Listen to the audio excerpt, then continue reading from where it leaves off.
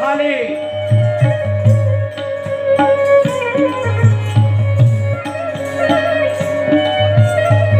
વિચાર કરો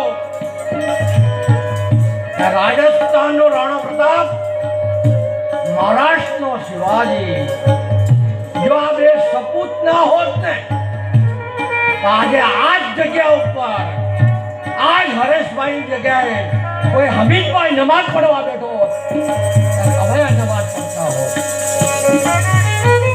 આ બે સપૂતે ક્રાંતિ કરી આપી આપણને, ને મોગલોથી આપણને બચાવી આ ભાગવત ને રામાયણ કરવાના આપણને સમય આપ્યા. કાયમ હું બધે કહું છું કે ગર્ભવતી સ્ત્રીએ બહુ ધ્યાન રાખજો. આપ બને એટલા ધાર્મિક પુસ્તકો વાંચજો, શૂરવીરતાના વાંચજો. અમારે યજમાનના ઘરે એના દીકરી હતી, પિયરમાં આવી હતી બાબાને લઈને, અને એનો અવાજ એટલો સરસ, એટલો સરસ. અને હું ત્યાં સવારમાં ગયો લગભગ 9 વાગે. એક દીકરી એના છોકરાને હુડ આવતી હતી. મને એમ કે ટેપ વાગે છે.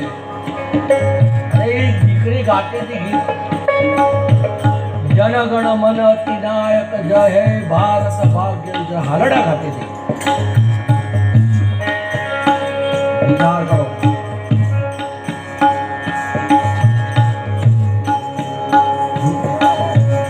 હમણાં એક બેને કીધું સમૂહ, હવે ત્યાં સમૂહ કથા કરે છે ત્યાં, મને કે મારે બાળક નથી સૂતું. મેં તો હાલડા ગાવ ને, બાળક હોઈ જશે. પણ મન કે હું કોન્વેન્ટમાં ભણીશું, ઇંગ્લિશમાં ભણીશું, મને હાલડા નહીં આવડતા ગુજરાતી.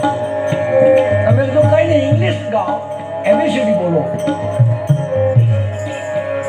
એમાં હું એબીસીડી બોલો અને ચાલુ કરું. A for apple, B for ball, C for cat, D for dog. બાળક હોઈ ગયું, બાળક સુઈ ગયું. બાળકને તમે શું ગાવશો એની જોડે લેવા દેવા નથી. બાળકને ખાલી એટલો વિશ્વાસ છે કે મારી માં મારી સાથે